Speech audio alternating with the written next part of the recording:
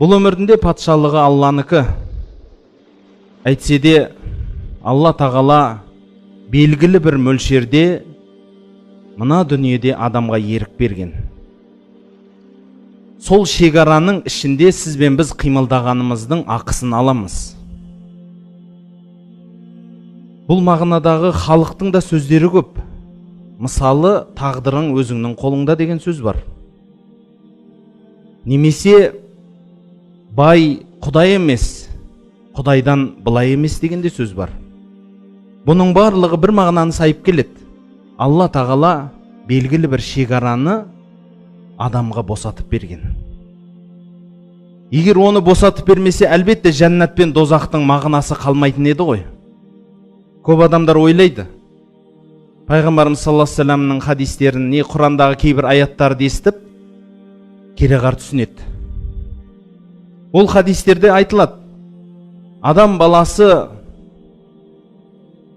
жәннати не дозақи деп жазылып қойылады маңдайына дейді. Анасының ішінде жатқанда бір періште келіп жазып кетеді дейді. Жаны үрлеп. Содан бір адам шығып айтады ғой енді, әй, ақыры жәннати екенсің, онда намаз оқып не керек? Бәрібір жәннатқа кіресің. Дозақи болсаң, онда намаз оқып не керек? Бәрібір дозаққа кіресің. Дейді ғой. Қандай амал жасасаң да бәрібір жәннатисің. Немесе дозақисың десе, онда бұл өмірдің мәні не дейді. Сөйтіп кейбіреулер, қазақтағы сөз бар, адамның басы Алланың добы деген. Осы сөзді тура мағынада түсінеді де ойлайды. Болды дейді.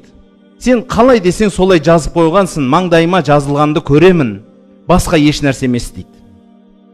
Бірақ бұл қате пікір. Қате пікірлігі сонда, Алла тағала адамға мына дүниеде шекаралар берген. Бір шекаралар бар, адам баласы оған кіре алмайды. Кіруге де ақысы жоқ. Тіпті оны игере де алмайды, егер соны берсе. Мысалы, адам тамақ ішеді. Сіз күніге тамақ ішесіз. Сол тамағыңыздың ішкеннен кейін, тамағыңыздан өткеннен кейін, әрмен қарай сіз игересіз ба? Ойланасыз ба өзіңіз? Тамағым былай кетіп бара жатыр, сұйықты былай лақтырам, қоюды былай лақтырам, ішегіме түсті, оны былай қортайық, ана жерге алып барайын, ана жерде сөл бөлуіміз керек, ана жерде үйтем. Соны сіз басқарасыз ба? Жоқ. Бұл автоматтық түрде болады. Дұрыс па? Сіздің ешқандай қатысыңыз болмайды. Қатысыңыз болмайды дегенде, ғақли тараптан сіздің ешқандай қатысыңыз болмайды. Сіз ойланбайсыз. Өзі болады. Ауа да солай. Дұрыс па? Сіз қазір отырған күйі сіз автоматтық түрде дем алып, дем шығарып отырсыз. Оны сіз игеріп отқан жоқсыз өзіңіз. Өзі келеді, өзі шығады. Автоматтық түрде жүйеленген. Енді бір белгілі бір мөлшерде өзіңіз ұстай аласыз, өзіңіз жібере аласыз. Бірақ дегенмен, ал егер сіз ойланып отырсаңызшы, әрбір деміңізбен әрбір шығаруды, жұтуды, адам өліп қалар еді. Өйткені ұмытшақ қой адам. Өзі адам ұмытшақ, өзі бір нәрсемен айналысып кетіп отырып, дем алуды ұмытып қапты, өліп қапты десе. Мүмкін ғой енді, мүмкін ғой. Ана пәленше өліп қап, неге дем алам деп ұмытып кетіпті дейді. Ана бір нәрсені бір әдемі атты көрген екен, о шіркін жануар-ай деп тұрған кезінде дем алуды ұмытып кетіп өліп қапты дейді. Бірақ өйтпейсіз ғой. Сіз ұйықтап жатқанда да қандай ұйықтайсыз? Игересіз ба өзіңізді? Жоқ. Көп шекаралар бар. Мысалы, қарапайым көз.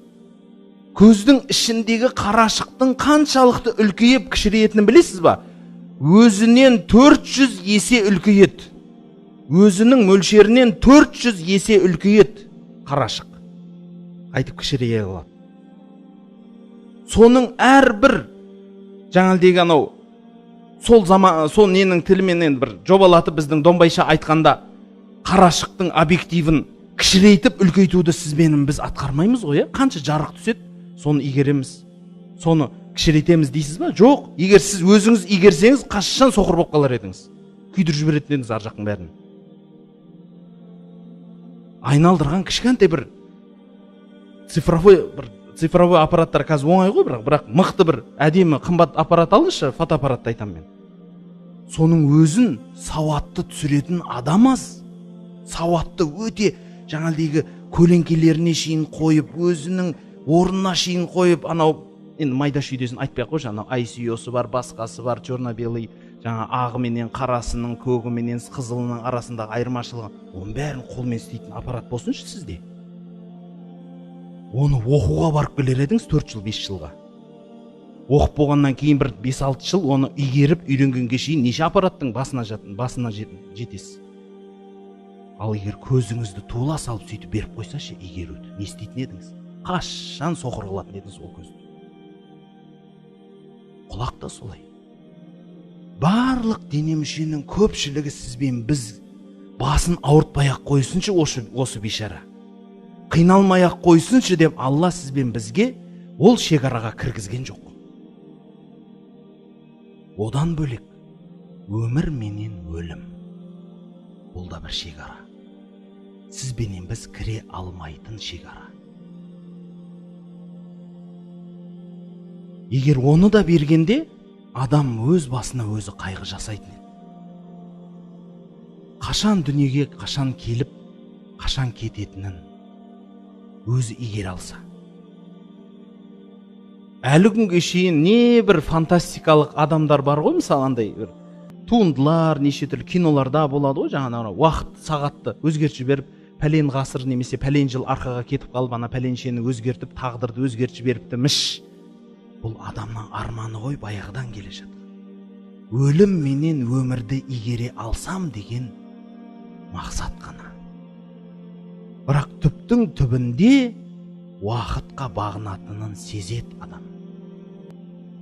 Сол үшін Алла тағаланың бір сөзінде, бұл пайғамбарымыз саллаллаху алейхи ва саллям хадис құдсида келеді, Алла тағала пайғамбардың аузыменен, тіліменен айтады: заманды сөкпеңіз дейді. Яғни біз кейде айтамыз, ой, заман не боп кетті, заман жаман боп кетті дейміз, дұрыс па? Заманды сөкпеңіз. Заман менің бір сипатым дейді. Алла тағала айтады, менің бір сипатым дейді. Оны сөкпеңіз дейді. Уақыт қой. Сол үшін бауырлар, бұл дүние шегаралар. Сол шегаралардың ішінде белгілі бір кішкентай ғана жер мөлшер белгіленген, сол жердің өзін сізбенен біз салауатты өмір сүре алмаймыз, байқайсыз ба? Сіз күніге таңертең ұйқыдан тұрдыңыз, кешке шейін өз-өзіңізді ақылмен басқарамын деп айтыңызшы. Қол көтеріңіздерші, мен көрейінші сол адамды. Ақыл менен бір сәт, бір минутымды бекер жіберген жоқпын, есептеп қойғанмын мен. Барлығын өз орнымен, өз уақытымен пайдаланам. Анаған ананы жұмсайым, мынаған мынаны жұмсайым, құртпаймын. Барлығы өзінің орныменен есептеліп қойған. Айтыңызшы, игере аласыз ба? Бір күннің өзін, әр минутын егер сіз кешке отырып, жазып тұрып есептесеңіз ұтылып қаласыз.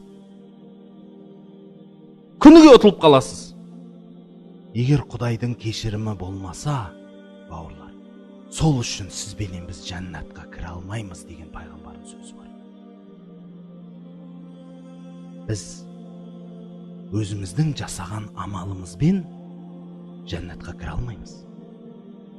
Өйткені Алланың беріп қойған, міне осы шекараның ішінде қалған, басыңды ауыртпай қойш, осының ішінде тағдырың өз қолыңда, ал істе десе соны басын жарып көзін шығарамыз ғой.